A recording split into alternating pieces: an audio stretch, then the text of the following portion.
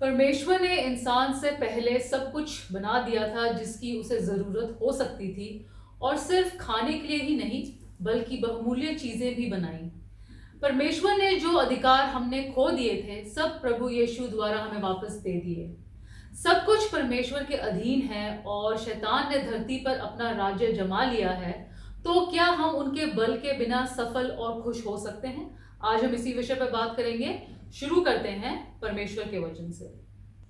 परमेश्वर का वचन हमने व्यवस्था विवरण की पुस्तक उसका आखिरी अध्याय 34वें अध्याय की पहली आयत से लिया है।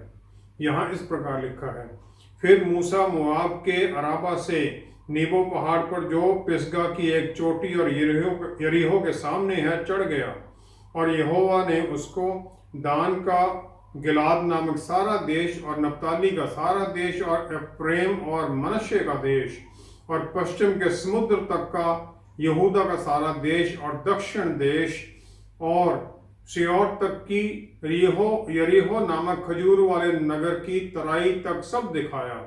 तब यहोवा ने उससे कहा, जिस देश के विषय में मैंने अब्राहम, इसहाक और याकूब से शपथ खाकर कहा था कि मैं इसे तेरे वंश को दूंगा, वह यही है। मैंने इसको तुझे साक्षात दिखला दिया है, परंतु तू पार होकर वहां जाने ना पाएगा। तब यहोवा के कहने के अनुसार उसका दास मूसा वहीं मोआब के देश में मर गया, और उसने उसे मोआब के देश में बेतपोर के सामने एक तराई में मिट्टी दी, और आज के दिन तक कोई नहीं जानता कि उसकी कब्र कहाँ है। मूसा अपनी मृत्यु के समय 120 वर्ष का था, परंतु ना तो उसकी आंखें धुंधली पड़ी और ना उसका पौरुष घटा था। परमेश्वर के वचन को पढ़े और सुने जाने से आशीष हो। आमीन। वचन के अनुसार परमेश्वर की हमारे लिए एक प्लान या योजना है जिसमें खुशी है और आशा है। इस प्लान में विश्वास और सफलता का एक दूसरे से और खुश रहने से क्या संबंध है?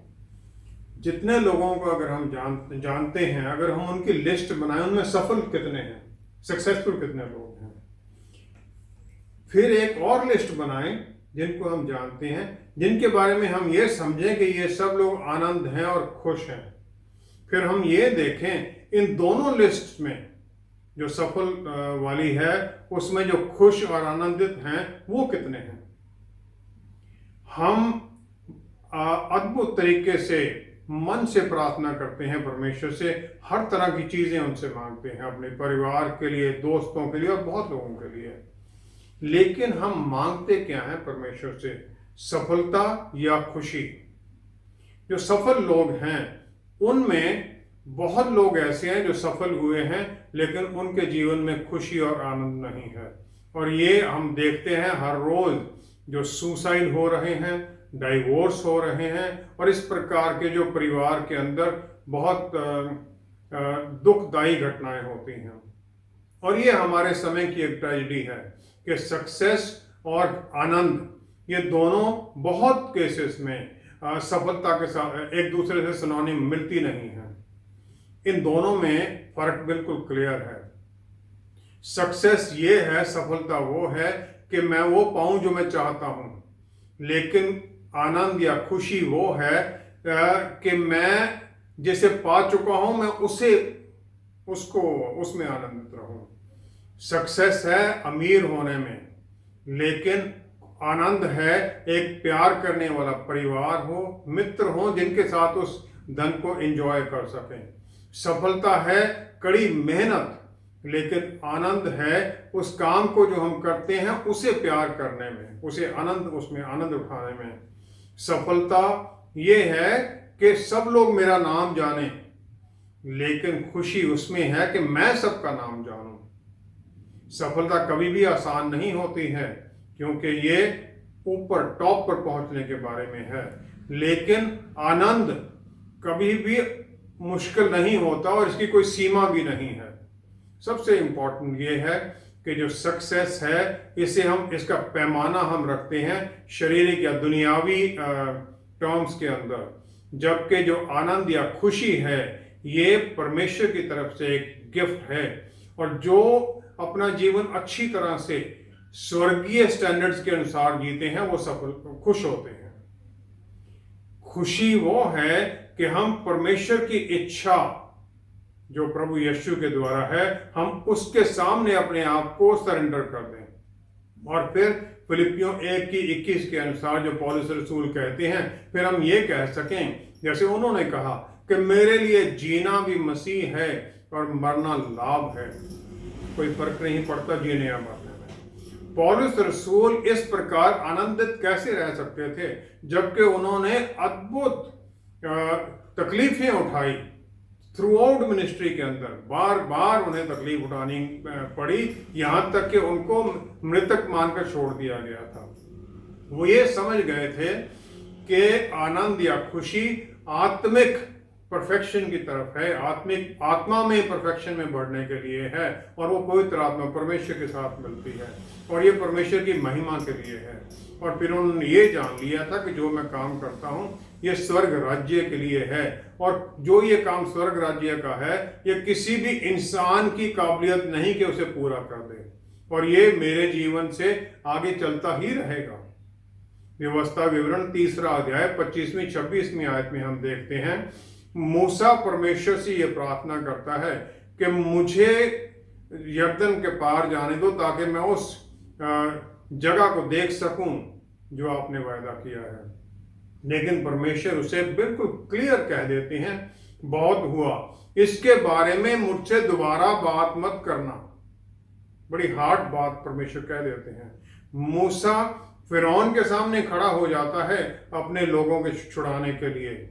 अद्भुत चमत्कार उसके हाथों होते हैं जिसके द्वारा मिस्र फाइनली बर्बाद हो जाता है, इकॉनमी उसकी बर्बाद हो जाती है, उसकी सेना बर्बाद हो जाती है, सोशल जो सोसाइटी खत्म हो जाती है। लेकिन उसका जो गोल था, जो उसका मकसद जो परमेश्वर ने दिया था, वो एक ही हिस्सा पूरा हुआ, बाकी यहोशू पूरा करता है। परमेश्वर मूसा के साथ आमने सामने बात करते हैं और फिर परमेश्वर अपनी पासिंग महिमा की जो रोशनी ग्लोरी है उसके सामने जाहिर कर देते हैं, और परमेश्वर ने उसे वो चीज दे दी जो आज तक किसी और ने पकड़ी ही नहीं है। वो पत्थर जिनके ऊपर परमेश्वर ने खुद अपने हाथों से कमांडमेंट लिखी थी। लेकिन क्या वो अपनी लाइफ से निराश था? वो परमेश्वर के सामने खड़ा हो जाता है और अपने लोगों के लिए अपने जीवन को दांव पर लगा देता है, कह देता है अपनी किताब में से मेरा नाम काट दो, और फिर वो परमेश्वर से अपने लोगों के लिए माफी पाने में सफल भी हो जाता है। व्यवस्था विवरण 34वां अध्याय 1 से 7 आयत में जब हम देखते हैं, माउंट नीबो के ऊपर, नीबो पर्वत के ऊपर वो परमेश्वर के सामने अकेला खड़ा है। 120 साल उसकी उम्र हो गई है, लेकिन वचन में लिखा है उसकी आंख की नजर कमजोर नहीं हुई थी और उसका जो नेचुरल पौरुष था वो भी कम नहीं हुआ था। उसका जो मिशन था भी पूरा नहीं हुआ था, सामने उसको जगह दिखाई गई थी जहां जाना था, लेकिन सारी उम्र उसने वो जो विजन उसके मन में जो डाला था परमेश्वर ने, उससे उसकी नजर नहीं हटी, उसके ऊपर उसका फोकस बना रहा। और फिर उसने व्यवस्था विवरण की पुस्तक में डिटेल्ड इंस्ट्रक्शन दी अपने लोगों को। जो इजरायली लोगों को उन्होंने इंस्ट्रक्शंस दी वो आज भी हम सब के लिए उतनी ही रेलिवेंट है जितनी उस समय थी। जीवन के जो संघर्ष हैं वो सिर्फ गरीबी और अमीरी के बारे में ही नहीं है, बल्कि होमलेसनेस, अकेले जो जैसे इजरायली लोग थे, डेजर्ट में कोई घर नहीं था, कोई रहने के लिए जगह नहीं थी, जो कि हमें परमेश्वर से दूर करती हैं। लेकिन मूसा वहां कहता है तुम्हारे लिए ये कोई चैलेंज नहीं है, तुम्हारे लिए चैलेंज वो है जब तुम उस जगह में जाओगे जहां पर सब बहुतायत है, तब तुम परमेश्वर से दूर हो जाओगे। उसने मिडियान में परमेश्वर की आवाज को सुना उस जलती हुई झाड़ी से, जिससे उसका जीवन बदल गया। वहां पर भी वो परमेश्वर के साथ अकेला था, और फिर दूसरे पर्वत पर माउंट नीबो पर भी वो अकेला था। उसकी पत्नी और बच्चे भी उसके साथ उसे गुड बाय कहने के लिए नहीं थे। मूसा जिया और मृत्यु पाया as a lonely man of faith, विश्वास में अकेला चला हुआ। लेकिन वो कभी अकेला था ही नहीं, क्योंकि परमेश्वर हमेशा उसके साथ थे। प्रेरितों की पुस्तक 9वां अध्याय 15वीं-16वीं आयत में प्रभु यीशु सौल को चुन लेते हैं, जो फरीसी है, जो दमिश्क जा रहा है।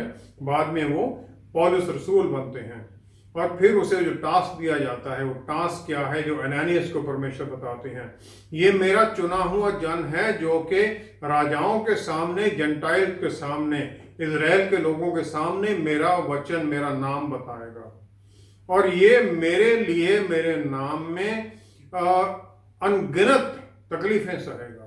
दूसरा तिमोथियस 4 अध्याय 7वीं आयत में।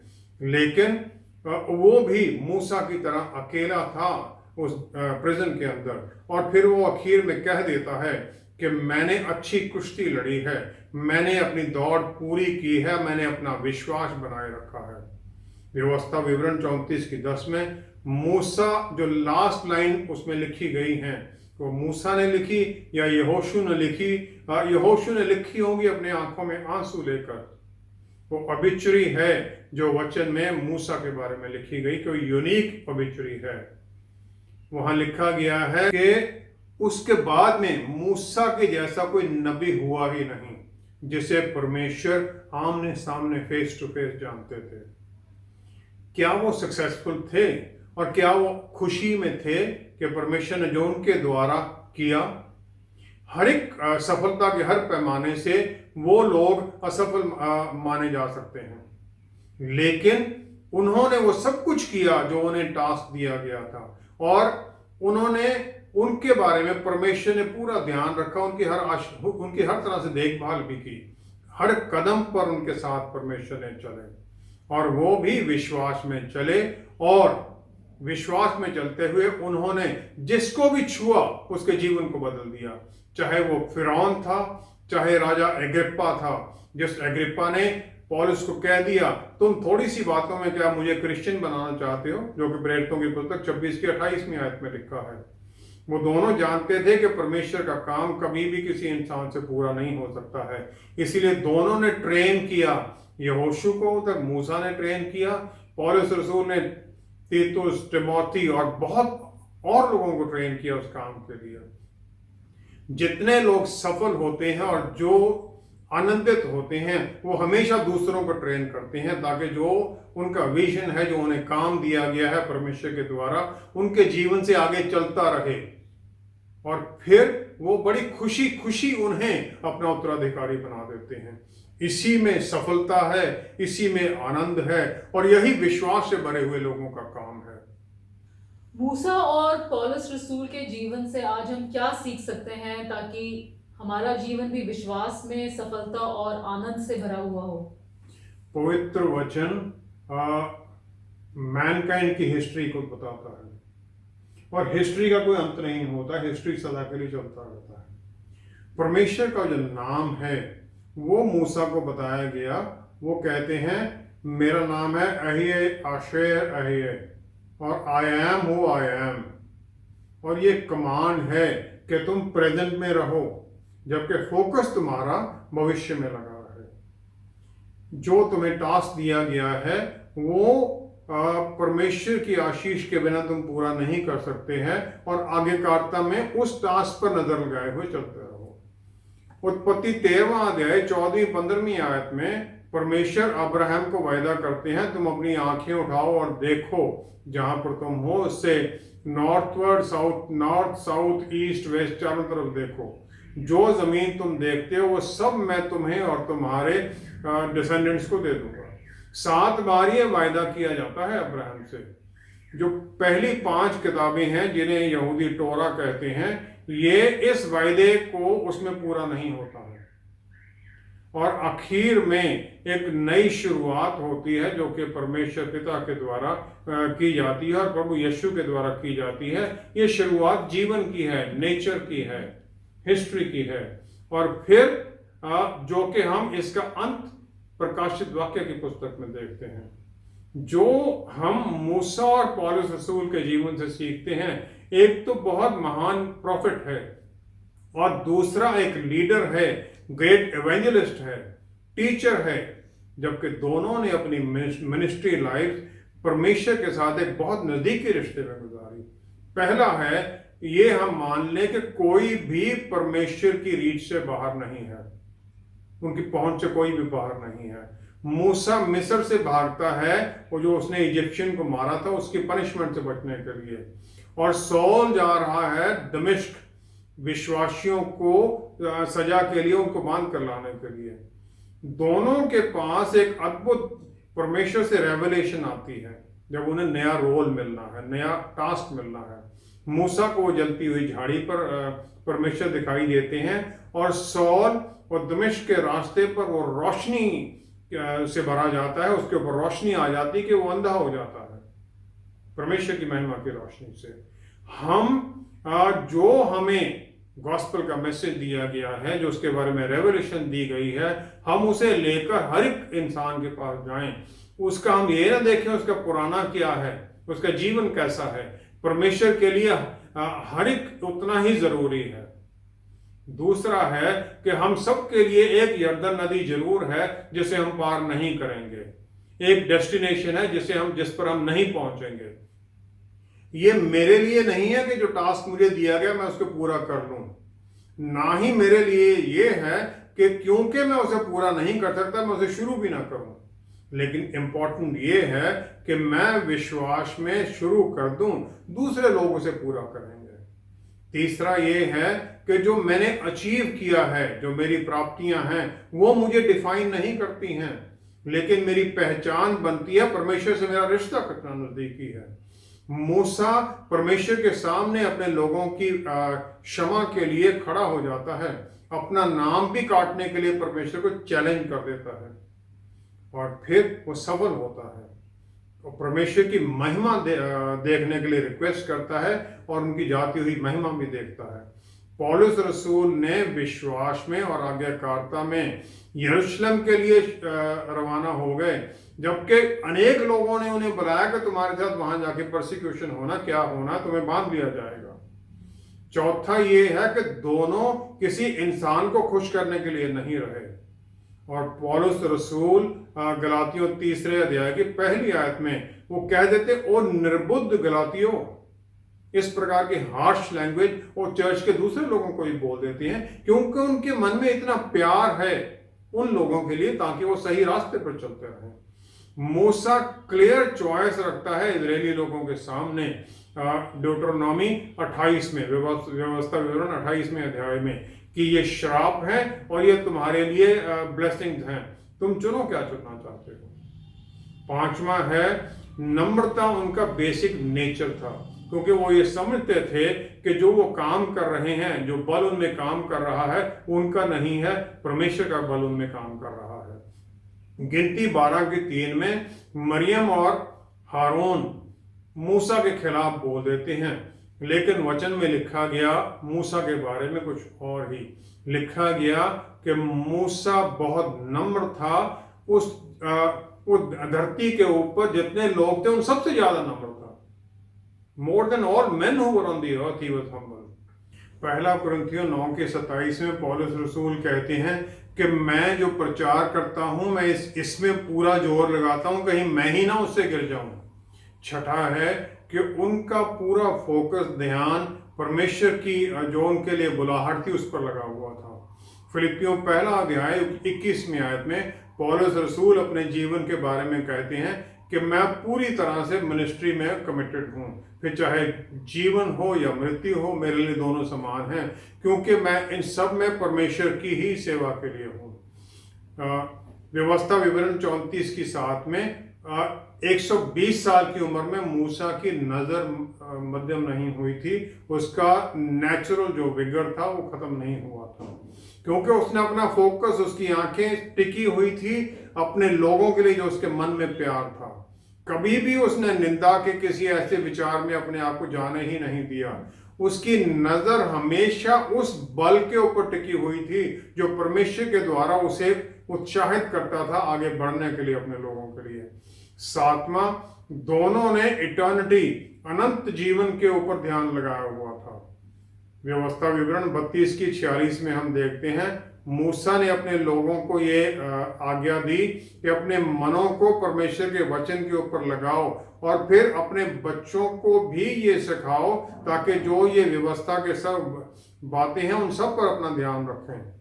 और जिस प्रकार याकूब ने लोगों को, अपने ट्राइब्स को ब्लेस किया था, उसी प्रकार फिर उन्हें वो ब्लेसिंग देते हैं।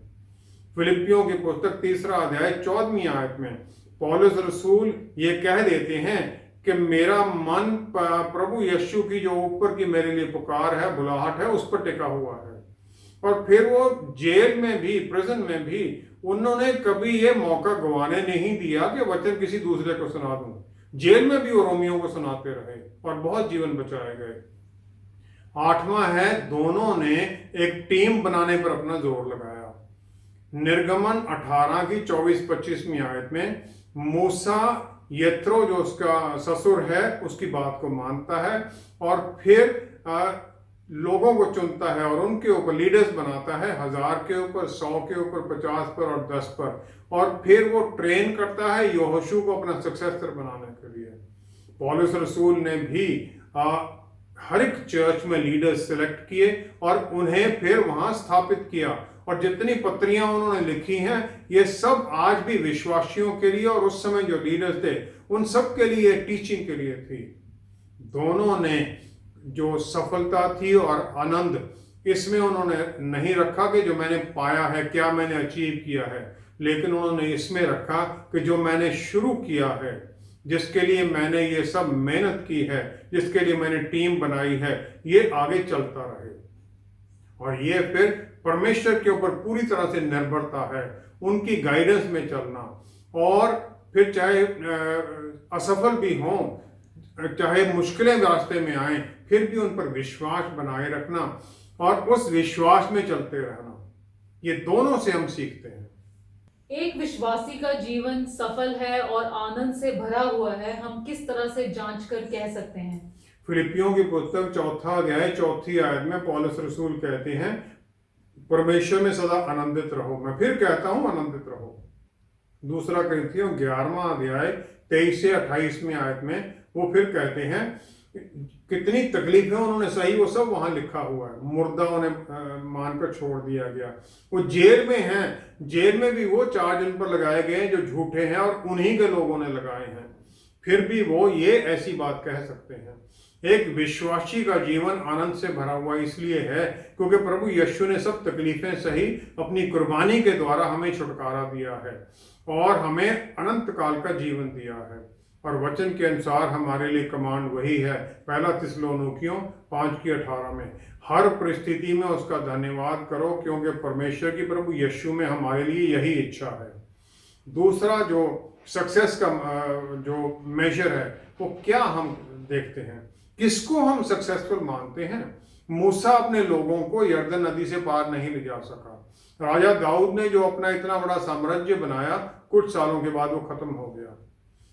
एक्लेसियास्टिस सबोपदेशक 1 अध्याय 2-3 आयत में सुलेमान जो सबसे बुद्धिमान है वो कह देता है, व्यर्थ ही व्यर्थ, सब कुछ व्यर्थ है। क्या जो इंसान जो यहाँ धरती पर इतना काम करता है उसका क्या लाभ उसको मिलता है। मूसा को अब्राहम की तरह, अब्राहम को विश्वास का वो चिन्ह मानकर कहा जाता है। मूसा के बारे में कोई इतनी बात नहीं होती है। दाऊद को करिश्मा के लिए कहा जाता है। यशाया, दानियल और इतने दूसरे नबी हैं, उनकी प्रोफेसीज, जो आशा की प्रोफेसीज, उनके लिए कोट किया जाता है। उत्पत्ति 25:28 में लिखा गया, अब्राहम बूढ़ी उम्र में मृत्यु को पाया और उसके जो साल थे वो भरे हुए, जीवन से भरे हुए थे, ईयर्स फुल ऑफ लाइफ। और वो फिर अपने लोगों के साथ मिलाया गया। उसके पास एक जो आशीष का बच्चा इसहाक उसने पाया। उसने एक जगह उस प्रॉमिस लैंड में खरीद ली, हालांकि बड़ी महंगी खरीदी, उसने पा लिया। और फिर उसके पास ये एक तरह का कंप्लीशन था अपने जीवन के अंदर। पौलुस रसूल के जीवन के अंत के बारे में कहीं नहीं लिखा गया है। 2 तिमोथेयुस 4 अध्याय में वो कहते हैं, मैं अकेला हूं, सिर्फ लूक ही मेरे साथ है। 11वीं आयत में वो ये कहते हैं। फिर वो 13वीं आयत में कहते हैं कि जो मेरी पुस्तकें हैं और जो मेरी पार्चमेंट्स हैं वो जरूर लेके आना। उस समय भी उनके मन में और भी आत्मिक ज्ञान प्राप्त करने के बारे में होड़ लगी हुई है। यशाया नबी का 41वां अध्याय 13वीं आयत में वायदा करते हैं, परमेश्वर, मैं यहोवा परमेश्वर हूं और तेरा हाथ पकड़ा हुआ हूं, मैं तुम्हें कहता हूं, डर मत, मैं तेरी सहायता करूंगा। निर्गमन 3:14 में जब परमेश्वर अपना नाम मूसा को बताते हैं, I am who I am, तो वो ये कहते हैं कि मैं किसी सीमा में नहीं हूं, सीमाओं से परे हूं, मेरा वर्णन नहीं किया जा सकता है।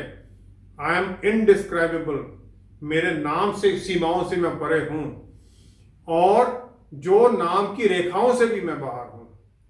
परमेश्वर वो भविष्य है जो कि हमें इस जीवन में, प्रेजेंट में, उस भविष्य की तरफ जाने में सहायता करता है, और हमें उस डेस्टिनेशन जहां उन्होंने लेके जाना है, वो इस जर्नी को वहां तक ले जाने के लिए हमारे साथ सक्षम है, हमारे साथ हैं।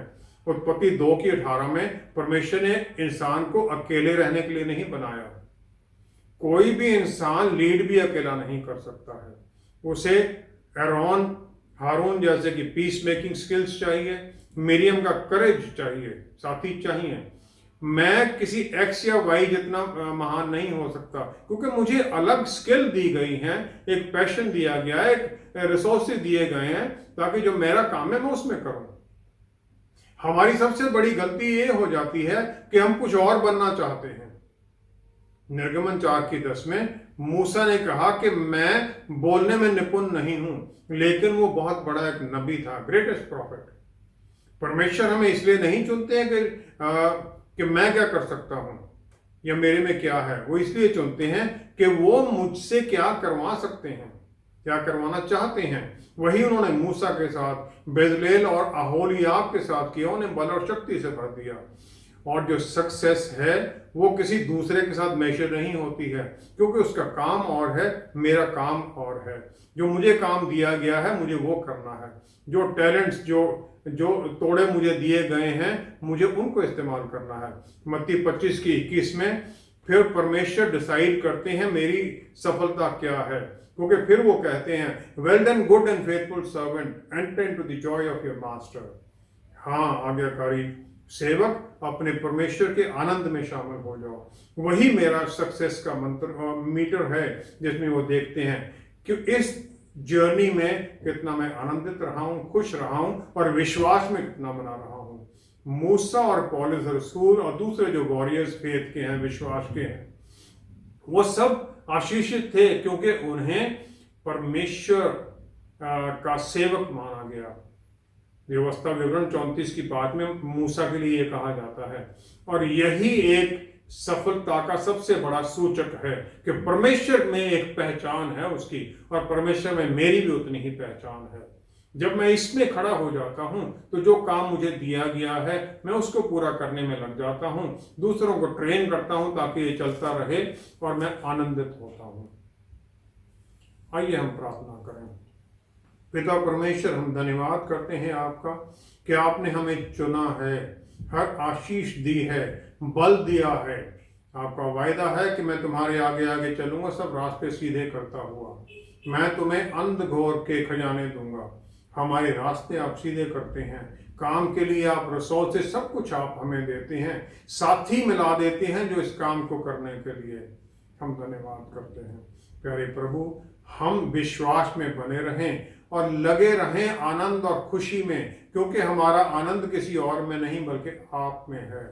पवित्र आत्मा परमेश्वर द्वारा हमें इस आशीष में बनाए रखें कि हम हर परिस्थिति में आपका धन्यवाद करें।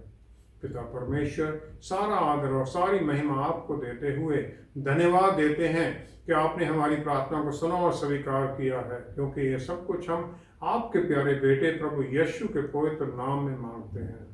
आमेन, आमेन, आमेन। हम बहुत काम विश्वास में शुरू कर तो लेते हैं, लेकिन जब शैतान हमारे रास्ते में रुकावटों का पर्वत ले आता है तो हम निराश हो जाते हैं।